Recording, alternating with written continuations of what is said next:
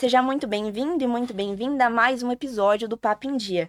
O convidado de hoje é Valmir Salaro, jornalista com mais de 4 décadas de experiência em jornalismo policial e com passagem aqui pelo Diário do Grande ABC. Um grande marco de sua carreira foi quando ele revisitou o caso da Escola Base, que virou um documentário mostrando os erros cometidos pelo jornalismo na época.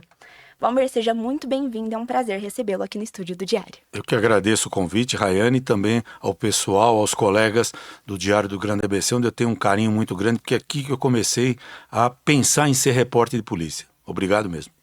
Que bacana receber você aqui. Eu queria que você começasse falando um pouquinho da sua carreira, da sua trajetória e explicasse para quem está nos assistindo o que foi o caso da Escola Base, para quem ainda não conhece, o que eu acho bastante difícil, mas para ficar por dentro do que vai ser o nosso papo hoje. Então, como eu disse, eu comecei aqui no Diário do Grande ABC em 78, tinha uma vaga para ser repórter de polícia, eu nem sabia como é que trabalhava um repórter de polícia, eu morava em São Paulo, moro até hoje, tinha feito faculdade de jornalismo na Casper Libero e tinha um jornalista que trabalhava aqui, Paulo Klein, e ele falou, tem uma vaga para você, se você quiser, no Diário do Grande ABC para cobrir a área policial. E eu vim para cá sem saber absolutamente nada e fui muito bem acolhido pelo Renato Campos, que era o editor de polícia na época, e também pelo Anselmo Barbosa, que era o principal repórter de polícia aqui do Diário do Grande ABC. Então foi aqui que eu comecei a minha carreira nessa área policial. Depois daqui eu fui para a Folha de São Paulo, Jornal do Brasil, Rádio Jovem Pan, passei um pouco período também na TV Bandeirantes e fiquei 30 anos na TV Globo, 20 dos quais no Fantástico. E sobre a Escola Base, que é o assunto que mais me marcou a minha vida, só para você ter uma ideia, para se fazer o documentário Escola Base, um repórter enfrenta o passado, que está no ar na Globoplay, a gente fez um levantamento, eu participei de quase 3.000 matérias, cobrindo crimes no país todo, particularmente em São Paulo. Mas a história que mais me marcou foi o caso da Escola Base, que eu vou tentar resumir aqui. Foi em 1994, eu estava de plantão na redação da TV Globo, quando não tinha nem celular, duas mães de duas crianças de 6, 7 anos, ligam para a redação dizendo que estavam na frente de uma delegacia e que os filhos teriam sido vítimas. Naquela época nem se falava teriam, já afirmavam que os filhos dessas duas mães foram vítimas de violência sexual. Como eu cobria e cubro a área policial, fui para lá, encontrei as mães e tudo começou ali. Só que essa história, que parecia ser verdadeira e um caso absurdo, porque eu já tinha quase 20 anos, sabe, Raiane, de cobertura nessa área, era a primeira vez que eu cobri um caso de violência contra a criança. Então, tudo era chocante, tudo marcante ali. E fui falar com o delegado falou que realmente havia suspeita, queria mandar uma das crianças para fazer um exame no Instituto Médico Legal de São Paulo para constatar se tinha alguma coisa que pudesse indicar que poderia ter ocorrido um crime de violência sexual, e que os suspeitos naquele momento eram os 4 donos da escola, 2 casais, que depois aí surgiu um outro casal cujo filho estudava na escola. Mas depois se você quiser, a gente pode detalhar. E eu fiquei no aguardo, voltei para a redação, 24 horas depois eu fui para a delegacia e o delegado me apresentou um telex, que era um papel que veio do Instituto Médico Legal, mais que um papel, era um documento oficial, dizendo que um dos meninos tinha ferimentos compatíveis com violência sexual, que ali para o delegado era uma prova. No dia anterior eu já tinha feito uma entrevista com as mães e com as próprias crianças, quer dizer, um absurdo, o absurdo começou ali, quer dizer, entrevistar crianças de 6, 7 anos, ainda mostrando o rosto, tanto é que no documentário a gente teve esse cuidado e a nossa obrigação de cobrir o rosto das crianças mesmo, embora elas tenham sido mostradas naquela época, não só pela TV, mas por muita gente, colegas que também entrevistaram as mães das crianças e as próprias crianças. Então, voltei para a redação com aquela que eu considerava uma prova importante, no Instituto Médico Legal, e a gente acabou fazendo uma reportagem que entrou no meio do Jornal Nacional. Quer dizer, essa matéria teve muita repercussão, me lembro que toda a imprensa começou a cobrir, rádio, TV, jornais. Todo mundo foi para a porta da delegacia. Só resumindo, depois, se você quiser, a gente entra mais em detalhes. 2 meses depois, constatou que aquelas pessoas que eu tinha acusado de abuso sexual, na verdade, elas eram inocentes. Aquela prova caiu por terra, que era a prova do Instituto Médico Legal, porque num novo exame o menino foi submetido e se constatou que ele tinha um problema intestinal, uma constipação. E não tinha uma prova de que aqueles donos da escola, que tiveram a escola destruída, a Paula Millen, que era uma das donas, junto com o marido, depois ficou ex-marido, Maurício, tiveram a casa destruída e a escola destruída. Quer dizer, a vida deles mudou para sempre e eu me sinto o responsável. Então, acho que é a primeira vez que você está sentando frente a frente com um jornalista culpado, um réu confesso de um crime que eu cometi há quase mais de 30 anos, que me marcou muito e vai marcar para sempre. E como ficou o pós, depois dessa descoberta de que você havia cometido um erro contra essas famílias? Como é que eles agiram frente a isso? Os donos da escola ou, a minha chefia? Os donos da escola e pode contar da sua Tá. chefia também. Então, a gente reconheceu o erro. O Evandro Carlos de Andrade, que era o diretor-geral de jornalismo, ele, ao saber da história, falou: a partir de agora a gente vai cobrir todo o caso, sempre destacando que aquelas 4 pessoas, depois tinha mais um casal cujo filho estudava na escola, e uma das denúncias é que as crianças eram levadas numa Kombi para um local que eles chamavam de motel, que na verdade seria o apartamento desse casal, para fazer filmes e fotos pornográficas com as crianças. Na verdade, não era nada disso, era mais uma denúncia infundada, mas esse casal também foi responsabilizado. No documentário, quem for assistir vai ver como essa diferença de uma denúncia para a verdade. E a verdade é mostrada no documentário por uma jornalista, sabe, que faz uma, como a gente chama de passagem, que é o momento em que o repórter aparece no ar, ela descreve o local que supostamente seria um motel. Maria José Sarno, já falecida, uma grande amiga, mas ela mostra com clareza um dos erros graves que foi cometido nessa cobertura. Em relação à própria TV Globo, eu já te falei, a gente reconheceu o erro, um erro gravíssimo. Eu fiz várias matérias, inclusive para o Fantástico na época, mostrando a falha não só minha, da imprensa, da polícia e da justiça, porque a justiça confiou na informação do delegado, um promotor se convenceu de que havia um crime, pediu a prisão das pessoas. E as pessoas que eram inocentes, é importante falar o nome, a dona Maria Aparecida Chimada e seu Aires Chimada, casal que fazia parte da sociedade que, junto com a Paula e com o marido, o Maurício, eram os donos da escola. Esse casal já faleceu e me marcou muito a morte deles e o drama e a tragédia que eles viveram depois que eu fiz uma denúncia que não era verdadeira. Então isso me arrependo profundamente. Não sei se eu tomei muito seu tempo aqui, mas é uma história que me emociona, me toca, mas eu tenho obrigação de falar. Embora eu tenha 47 anos de jornalismo, participei de grandes coberturas, de coberturas importantes, junto com colegas, ganhei 3 prêmios Zog, 2 prêmios APCA, que é a Associação Paulista de Críticos de Arte, o troféu Audálio Dantas. Quer dizer, então, mesmo com esses prêmios que eu recebi com outros colegas, mas isso não me valoriza. O que é importante é falar sobre o erro que eu cometi no caso da escola base e servir de alerta para os novos jornalistas, para os colegas que já trabalham nas redações. Desconfiar sempre. E houve perdão da parte das vítimas do caso da escola base? No começo, não. Eu procurei o seu Aires, seu Chimada, que ele tinha uma copiadora na Praça da Sé, bem no centro, e ele fazia trabalhos para advogados da OAB.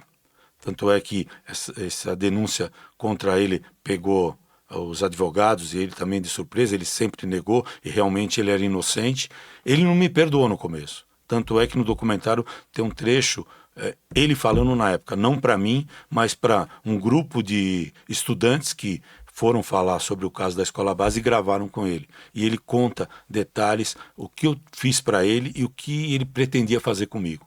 Não vou ficar dando detalhes, mas é importante talvez mostrar isso, como eles não me perdoaram. Talvez depois do documentário, embora o seu Shimada eu tenha pedido perdão para ele bem antes do documentário. O documentário aconteceu 28 anos depois. Quer dizer, quando eu soube que eu cometi o erro, eu fui procurar, ele me recebeu e ele falou o que ele pretendia fazer comigo se ele tivesse me encontrado na época. Ele falou, olha, ele conta detalhes, sabe, de como ele pretendia se vingar do erro que eu cometi e a denúncia caluniosa que eu fiz contra ele. E ele me perdoou naquele dia, naquela época, e eu virei a testemunha de defesa dessas pessoas contra o governo do Estado. Quer dizer, contra o delegado e contra o Instituto Médico Legal e quem participou dessa investigação que era inverídica, era injusta. Aquelas pessoas nunca cometeram nenhum crime na vida. Mas eu mudei o destino delas para sempre e para pior. Você falou que no início eles não tinham te perdoado, mas se perdoaram depois. É. Terem te perdoado te alivia de alguma forma? Nenhuma.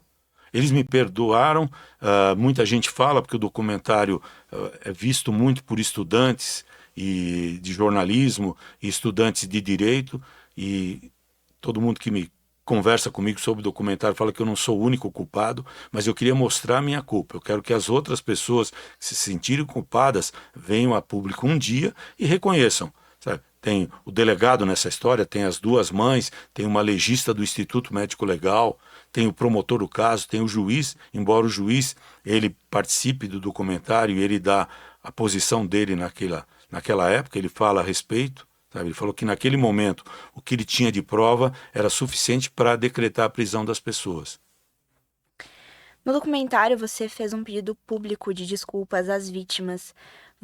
Eu queria saber se esse pedido de desculpas foi um reflexo do seu compromisso com a precisão jornalística ou foi também uma forma de você tirar o peso, assim, que você carregava das consequências pessoais que esse caso te trouxe.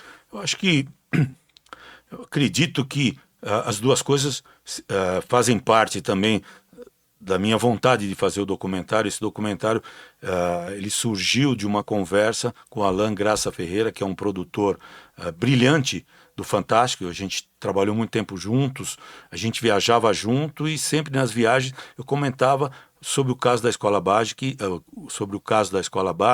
que me afligia, que me atormentava, e um dia eu queria fazer um trabalho a respeito disso e reconhecer publicamente o meu erro, embora eu já viesse desde aquela época falando sobre o caso. Muitos estudantes me procuravam para falar sobre jornalismo policial, jornalismo investigativo, mas no fundo eles queriam saber sobre a escola base e eu nunca me neguei a falar, tanto é que eu estou aqui com você, frente a frente, para falar sobre o documentário e sobre outros trabalhos que eu fiz que tiveram um resultado positivo e de alguma forma ajudaram a sociedade a pensar de uma outra forma.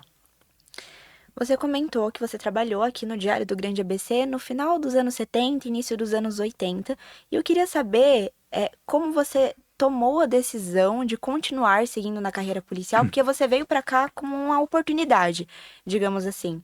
Mas depois de vir para cá, você continuou na carreira policial, então eu queria que você falasse um pouquinho disso e contar também como era a redação naquela época. Vamos lá.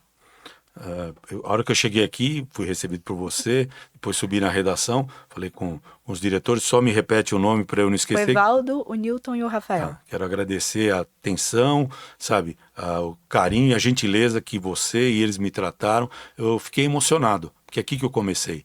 Cheguei aqui em 78 como Foca, que é o jornalista que entra pela primeira vez numa redação, e tinha uma vaga para repórter de polícia. Eu nem sabia, porque eu tinha trabalhado em São Paulo, ainda como estagiário, na Gazeta Esportiva, cobrindo esporte.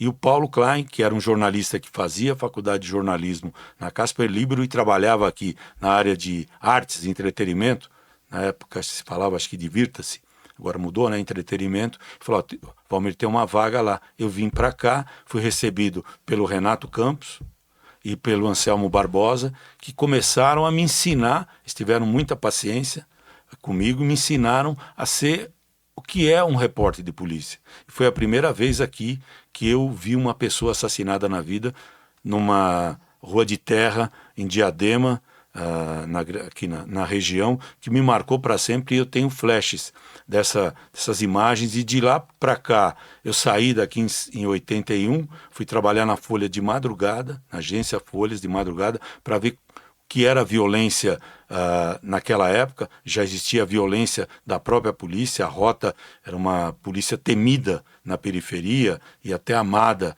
nas regiões nobres de São Paulo, e eu cobri vários casos junto com os outros colegas sobre crimes e a violência policial durante um período. Depois eu fui para o Jornal do Brasil, cobri a Polícia Federal, na época que o delegado Romeu Tuma era o diretor em São Paulo. Trabalhei na Jovem Pan, que naquela época você podia ter 2, 3 empregos. Eu já estava casado, tinha 2 filhas, então você podia ter 2, 3 empregos. Eu trabalhava na Jovem Pan, Jornal do Brasil, trabalhei no Diário Popular quase ao mesmo tempo, e era uma espécie de consultor da Globo, passava informações, não aparecia no ar, passava informações do dia a dia da reportagem policial, dos crimes que aconteciam na cidade. Resumi bem? Falei muito? Imagina, as pessoas gostam de ouvir, eu também. Você comentou que você trabalhou muito tempo, a sua carreira inteira, com o jornalismo policial. Eu queria saber qual foi o seu maior desafio e como você lidava com o impacto emocional disso, porque a gente sabe que trabalhar com o jornalismo investigativo e policial é difícil, dada a sensibilidade das histórias. Você é jornalista, você já trabalha aqui, não sei se você já cobriu algum caso de violência ou de polícia. Só de BO, igual você. Então, Eu nunca cheguei a ver ninguém assassinado na minha frente ainda. Então, como você, eu sou um repórter de boletim de ocorrência, de BO, e cobri vários casos. Quer dizer, você não está preparado, você não vai para uma faculdade de jornalismo pensando que um dia você vai cobrir a violência e a criminalidade na cidade onde você mora.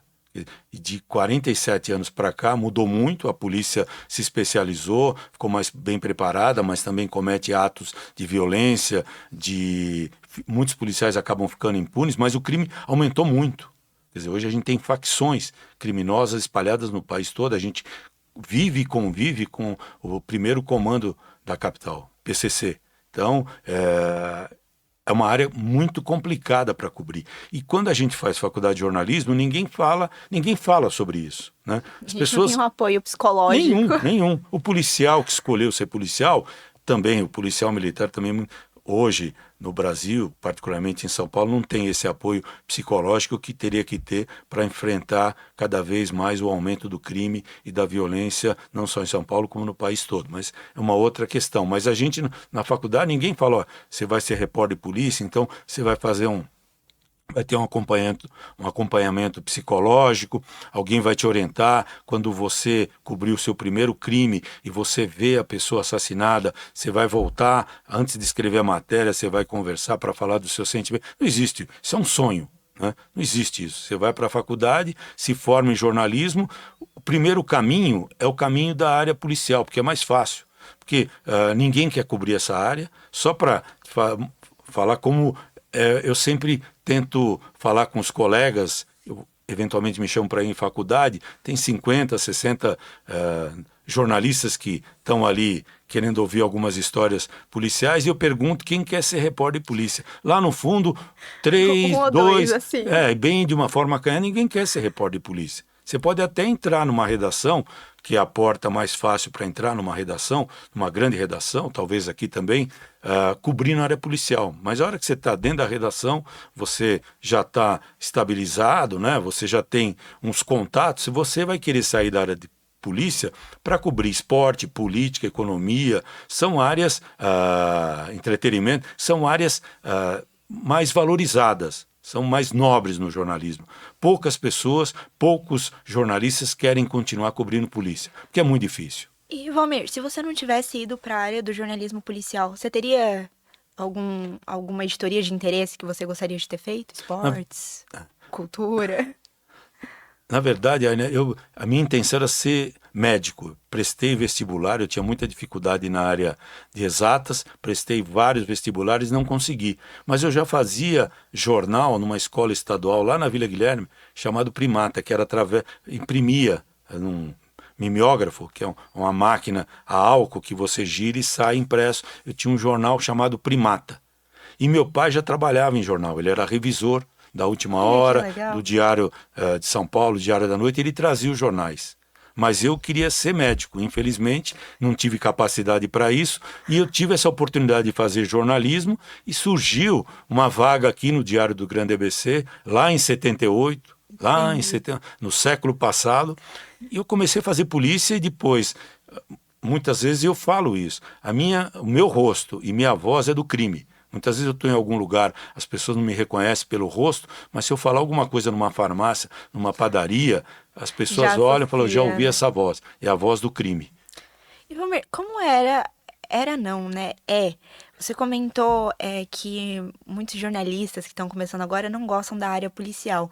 Como é a questão das ameaças? Porque eu acho que isso é um grande medo para quem está começando, já não se envolver muito. E a gente sabe, é um fato, que quando você mexe com casos do tipo, você está sujeito a receber ameaças dos dois lados, tanto do lado do crime quanto do lado policial. Eu queria saber se tem alguma história que te marcou, algum acontecido do tipo, e se você recebia muitas aí durante a sua carreira. Olha, Raine, essa é uma área difícil, eu não estou querendo me valorizar, mas se você trouxer outros repórteres de polícia da velha guarda como eu, ou chamar um colega nosso aqui do diário para ele falar do dia a dia da rotina dele, ele vai dizer que realmente é massacrante, porque você tem que conviver com os policiais para pegar as informações oficiais, muitas vezes você tem que conversar com testemunhas e muitas vezes você tem que conversar com vítimas da própria polícia. Então você vive, sabe, no fio da navalha.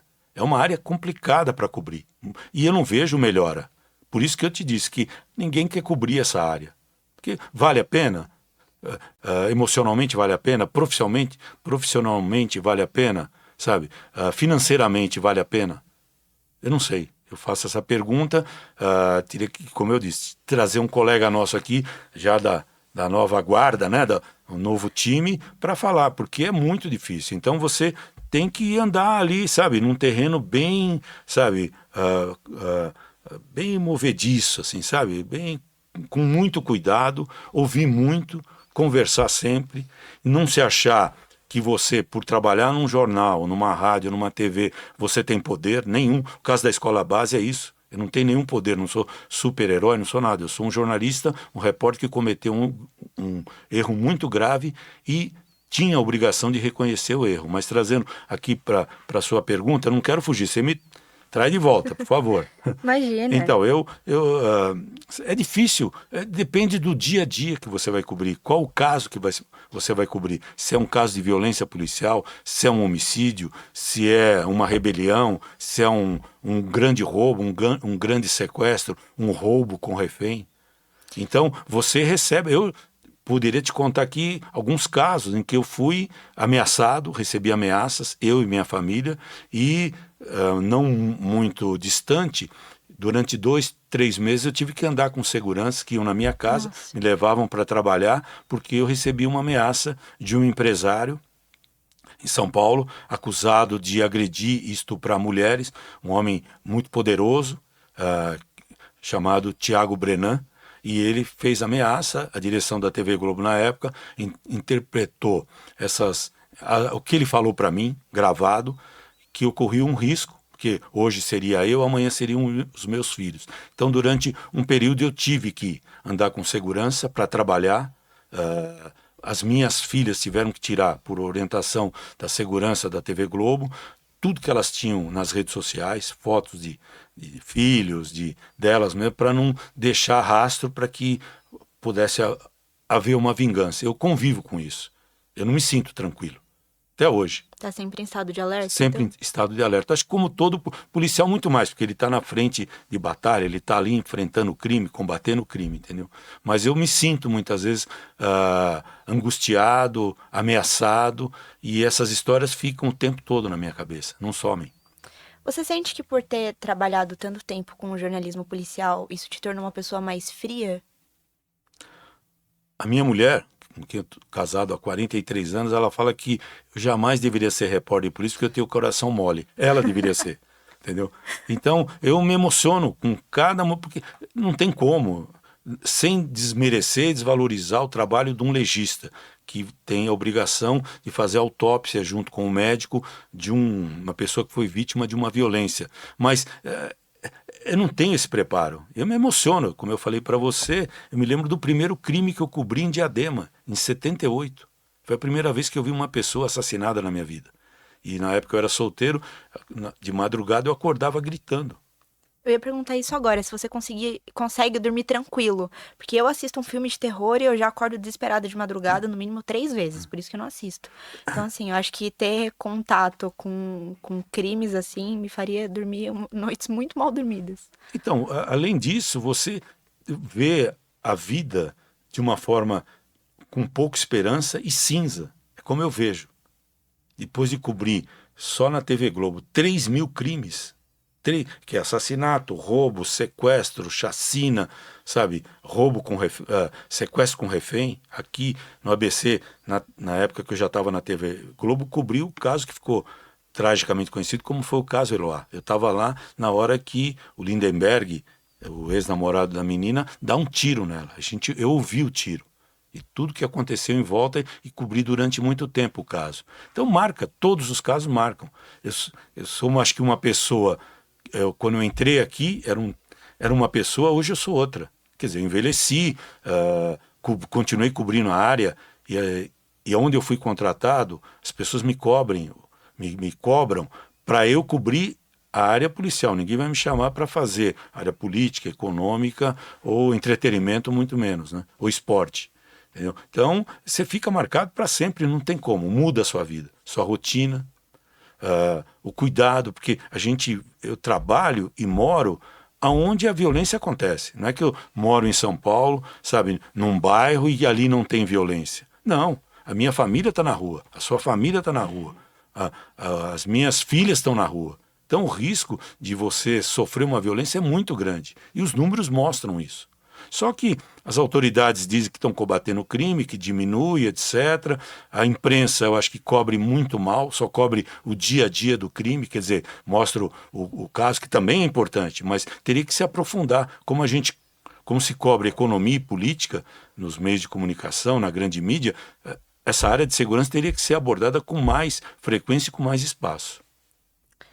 Valmir, o documentário ele não aborda só o erro grave que foi cometido, mas também fala da responsabilidade do jornalista na hora de construir uma narrativa.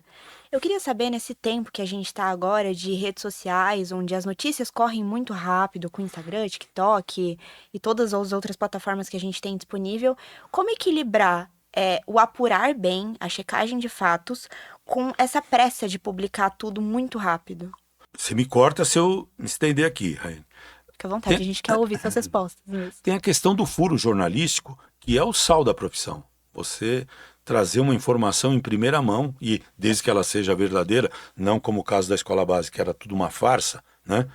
Mas se você trouxer uma informação verdadeira, ideia em primeira mão, você vai ser valorizada, você vai ser vista dentro da redação com outros olhos. Isso pode abrir espaço na sua carreira. Então, o furo jornalístico, ele é importante. Isso faz parte do nosso dia a dia. Só que agora, com as redes sociais, todo mundo é repórter, todo mundo é jornalista. E eu não posso criticar aqui. Todo mundo tem o direito de escrever e falar o que quiser, só que tem que assumir a responsabilidade. Então, quando acontece um caso de muita repercussão, as pessoas ainda têm o hábito e a confiança de procurar a grande mídia. Procurar aqui o Diário do Grande ABC, os jornais em São Paulo, a TV Globo, Bandeirantes, Record, porque sabem que ali a informação vai ser precisa. Ou, se não for tão precisa, os jornalistas vão em busca da verdade até trazer a história toda completa, ouvindo todos os lados. É um risco, mas você tem que conviver com isso. Quer dizer, as redes sociais são uma realidade, né? A gente tem que conviver, aprender a lidar com elas. E muitos jornalistas estão indo para as redes sociais fazer podcast, streaming, porque também esse trabalho é valorizado, que está sendo feito por jornalistas profissionais, junto com advogados, com criminólogos, com policiais. Quer dizer, tem muitos policiais que têm podcast no YouTube, que é importante você conhecer a história mais por dentro, porque eles na verdade investigaram. A gente só cobriu, só foi para lá, levantou todos os dados, voltou para a redação e contou uma história. Então, eu me informo também pelas redes sociais, particularmente em relação a podcasts que entrevistam esses especialistas na área que eu cubro, que é a área de segurança e justiça. Palmeiras, estamos chegando ao fim da nossa entrevista, infelizmente. E para finalizar, eu queria saber se você tem algum recado para deixar para os jornalistas que estão iniciando a formação ou para os jornalistas já formados. Eu agradeço o convite, o espaço, agradeço o pessoal do Diário do Grande ABC. Como eu disse, é uma emoção voltar para cá, fiquei muito feliz. As pessoas, estudantes, me falam, dá um conselho. Eu não tenho conselho nem para mim. Eu acho que tem que desconfiar sempre. Se eu tivesse desconfiado sempre, no caso da escola base, da legista, do delegado, das mães, do promotor, do juiz e de mim mesmo, talvez eu não estivesse aqui com você falando de um caso que chocou a sociedade, só que eu acusei 6 pessoas que eram inocentes. E eu não me perdoo por isso. Você chegou até a perguntar, eu não me perdoo por isso, nunca. Eu tenho que obrigação de falar. Então, acho que tem que ser, o caso da escola base serve como um alerta. Tome cuidado a hora que você for confiar num policial, num laudo, numa testemunha, numa vítima. Desconfiar sempre. Talvez isso deve impedir que você cometa o erro que eu cometi. Eu agradeço o convite, estou sempre à disposição e, mais uma vez, fiquei feliz em voltar aqui. Valmir, da sua história, ela é um exemplo de como o jornalismo ele pode e deve ser uma ferramenta de justiça e de responsabilidade. Eu agradeço a presença, foi um prazer tê-lo aqui no estúdio do Diário. Obrigado. Obrigado, eu quero te dar a mão. Obrigado pela atenção, tá? Obrigado. Eu que agradeço. Tá bom. E para você que nos acompanhou até aqui, muito obrigado pela companhia e até o próximo episódio do Papo em Dia.